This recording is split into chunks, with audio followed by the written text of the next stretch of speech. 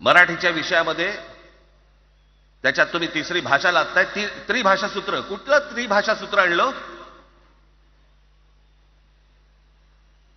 त्रिभाषा सूत्र ज्या वेळेला आलं ते फक्त सेंट्रल गव्हर्नमेंट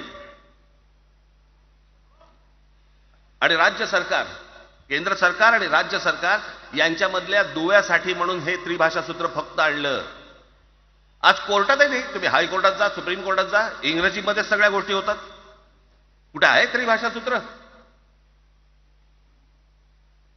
मग मला सांगायला लागले म्हणे केंद्रीय शिक्षण धोरणामध्ये, त्या धोरणातही नाही केंद्राच्या शिक्षण धोरणात, इतर कोणत्या राज्यातही नाही.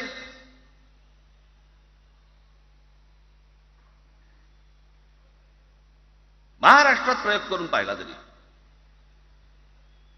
दक्षिणेची राज्य तर हिंगलावून विचारत नाही त्यांना.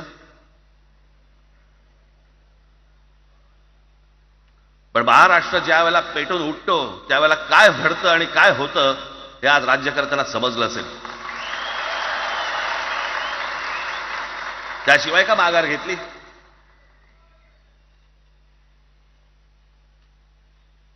विनाकारण आणलेला विषय होता.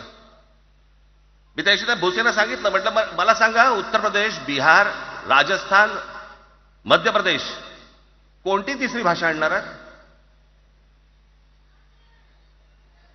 खरं तर आणली पाहिजे.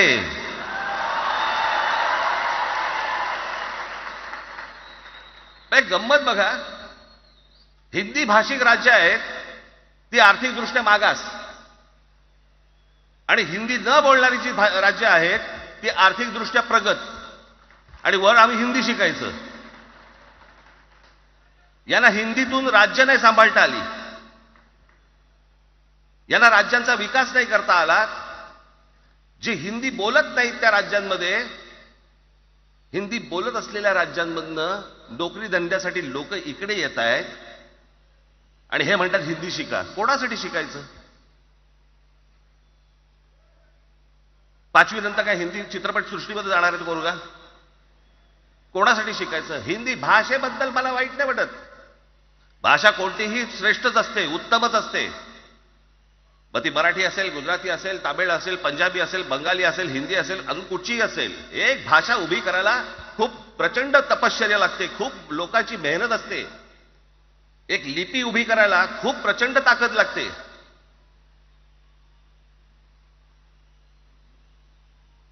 अशाच भाषा काय उभ्या राहत नसतात.